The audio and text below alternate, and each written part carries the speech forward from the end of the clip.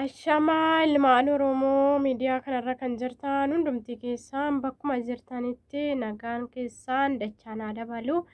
Akkam jirtu nagaa qabdanii ani nagaa kootii fayyaa kootii isinis immoo akka nagaa taataan abdii qaba. Egaa Oromoo kiyyaa irraa gara keessanitti dhufeetiin jira miidiyaa kana jechuudha. Yeroo jalqabaatiif ani nama kaameraadhaan akkas ba'eedha. Kaameraa kana fuuldura dhaabbachuun dhugumatti hin cima. Gaafa kaameraa keessa galaalan xiqqoo yaadatu nama harkaa madabeettu. Naasa kanaaf akkamitti jirtan hunduu nagaa miti malee nagaa keessa jiraadhaa isiniin jechaati. Tole jaallee tuubii maal qabattee dhuftee gara yuutuubii gara miidiyaa jechuun keessaa waan hin oolledha. Jaallee tuubii yaadota garaa qabattee dhufaa jirti. Oromoo kiyyaa isinirraa immoo kan barbaadwanii laayikii, sheerii, sabskiraayibii, koomentii toshuu akkasuma sheerii toshuu yaadota ani dhiyeessu irratti koomentii naa barreessu. Isuma kana isinirraa barbaade jaallee tuubii isiniin jedha. Innaa kanaaf maatii naaf ta'a Oromoo kiyyaan isiniin jedha.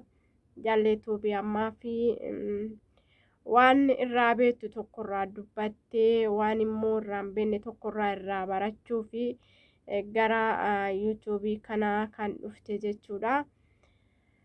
Akkasumas immoo Oromoon gaafa mammaakuu hundaan beekanii hunda si wallaalanii jedha. Amantiire? Kanaaf waan beeknu irraa waliif qoodatti, waan beeknu irraa wal gorsaati, wal barsiisatti.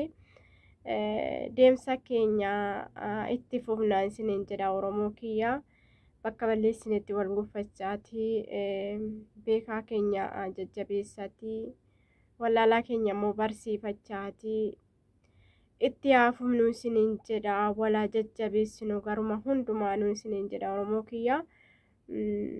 Namni tokko hojjechuudhaaf fedhii erga qabaatee erga ka'a ta'ee Aamilee cabsuu osoo hin taane aamilee isaa buusuu osoo hin taane jabaadhu jenneeni bakka itti dogongora wanta akkanaa sirreessi jennee wal gorsinee wal jajjabeessuu qabna isiniin jedha Oromoo kiyya. Tole kaa yaanni ani irraa qabadhee dhufee waa xiqqoodha. Haa ta'uyyuu malee yaadaanii qabadhee dhufe kanarraa waa xiqqoo ishee dubbadha. Akkasumas immoo gara fuulduraatti waa hedduu qabadhee karoorfadhee yaada hedduu sila qabuuf gola formaa kana keessa kaasin hundi keessanuu hin beektu jedheeti yaada. Akkas mara namatti mijatu sababa kanaaf yeroo xiqqoodhaaf waan ta'eef amma sanatti waanuma tokko irraa wal gorsaati irraa dubbachaati irraa barachaati adeemna jedheetiin jechuudha gara miidiyaa kanaa kanan dhufeefi. Tole asumaan gara mata duree keenyatti walumaan darbinaa obboleewwan kiyyaa. Mata dureen kiyya irraa keessattuu ijoollee shamarranii ilaallata. Obboleewwan kiyyaa shamarranii qaaliiwwan kiyyaa kottaa walumaan ilaalla yaada qabadhee dhufe kana isiniin jedha. Mata dureen kiyya irraa qabadhee dhufe akkas jedha. Shamarran dhugaa dhiira jaalattu mallattoo akkamii argisiisu jedha. Shamarran dhugaa dhiira jaalattu tokko mallattoo akkamii argisiisu wayin amala akkamii calaqqisiisu jedha. Tole walumaan laalla.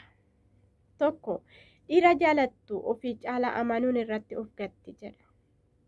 Dubartiin tokko dhiira jaalattu ofiishiin caalatti amanuun irratti of gatti jedha. Dubartiin tokko dhiira jaalatti tokko jechuudha. Ofiishiin caalatti amanuun irratti of gatti. Qalbisi miidhama inni qabus marsaa itti dhufutti walumaan ilaalla. Tole lammata. Waa'ee isaa fi yaada isaa ta'e gorsa namaa hin dhageessu hin fudhattus.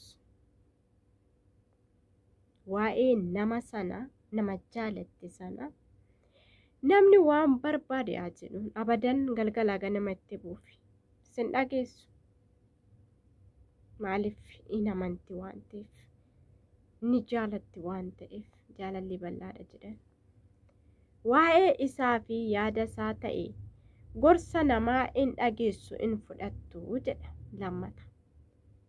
Sadaffaa karaa isaa miidhamni yookiin kufaatiin natti dhufa jettee in yaaddus in yaaddoftus karaa isaa kufaatiin miidhamni natti dhufa jettee tasuma in yaaddus in yaaddoftus.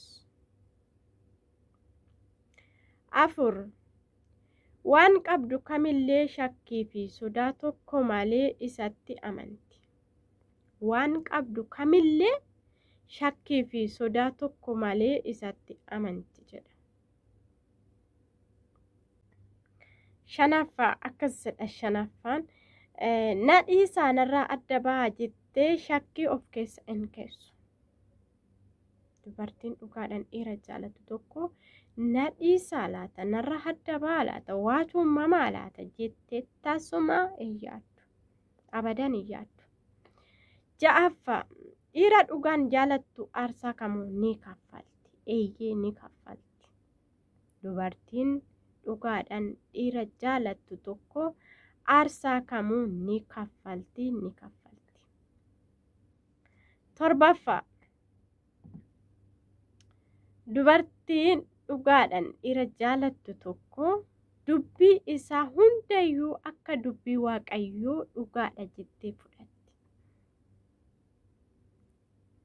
Waan inni dubbatu kamiyyuu dhugaadha jettee fudhatti jechuudha. Tasuma shakkitu.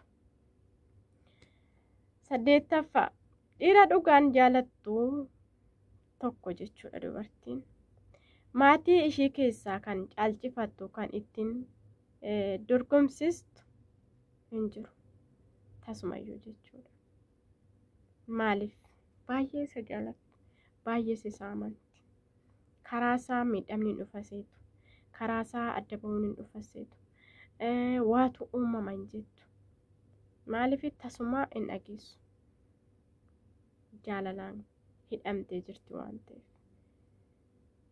Miirri ishiin keessa jirtu to'atamuu hin dandeenye waan ta'eef jaalalli ishiin isaaf qabdu hanga isa kana irra ga'utti jira jechuudha. Miidhaa inni qabus immoo marsaa itti aanutti walumaan ilaalla isiniin jedha. Gaarii ta'ee osuma jiru miidhaan inni qabu walumaan ilaalla isiniin jedha. Itti fufaa obboleewwan kiyya shamarranii hundumti keessanuu bakkuma jirtanitti nagaa keessanaa jiraadhaa isiniin jedha. Yoon balleessee naaf kalchaa isiniin jedha. Waan beeku irraa isiniif qoodaa waan beeku irraa isin barsiisaa. Yaadota akkas nama gorsan akkasirraa baratamu qabadhee dhufuuf qophiidha. Isin immoo aamileenaa ta'aadhaan isiniin jedha.